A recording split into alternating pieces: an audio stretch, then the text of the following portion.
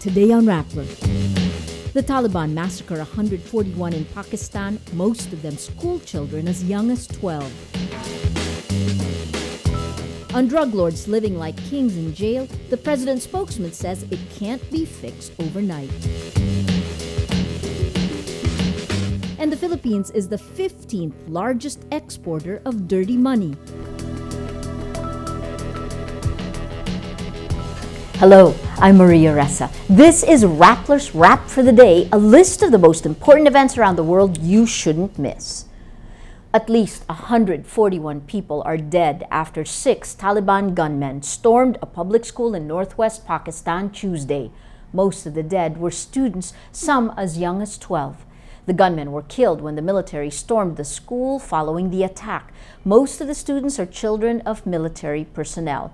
The Tehreek-e-Taliban Pakistan group claims responsibility for the massacre in revenge for a major military offensive in the region. World leaders condemned the Taliban massacre as heinous and an act of horror. 16-year-old survivor Shahrukh Khan pretended to be dead after he was shot in both legs. He says, "I saw death so close, and I will never forget the black boots approaching me." Nobel Peace Laureate Malala Yousafzai, shot by the Taliban in 2012, said she was heartbroken by the senseless and cold-blooded killing. Malacanang Palace defends the Justice Department for not acting quickly on the VIP treatment of imprisoned drug lords, saying this problem cannot be fixed overnight. This comes a day after a prison raid exposed the luxury quarters with stripper bars and jacuzzis in the new Bilibid prison.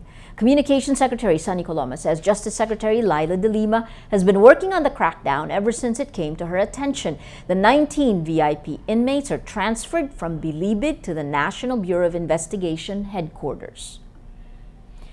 52 GMA7 talents fighting for employment regularization will lose their jobs in 2015. The 52 refused to accept a contract tying them to a show in what was seen as a sign or get fired offer. GMA Network says talents are independent contractors even after years of work. Their status deprives them of security of tenure, among other benefits for regular employees. A study shows the Philippines is the 15th largest exporter of illicit money among developing and emerging economies in 2012.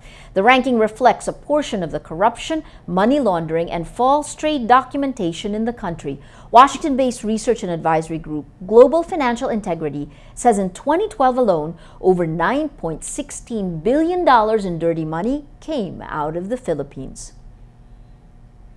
Space agency NASA says the state of California needs 11 trillion gallons of water to recover from its 3-year drought. The data is based on observations from NASA's Gravity Recovery and Climate Experiment satellites. California experienced rainstorms in recent days, but scientists warn it is not enough to end the drought. Scientists say the entire southwestern United States is far drier than normal, with groundwater levels across the region in the lowest 2 to 10% since 1949. For the full stories, click on the links on your screen. And for those of you watching on mobile, the links can be found on the titles on the article. You can also click on the tabs below to go to a story in the video.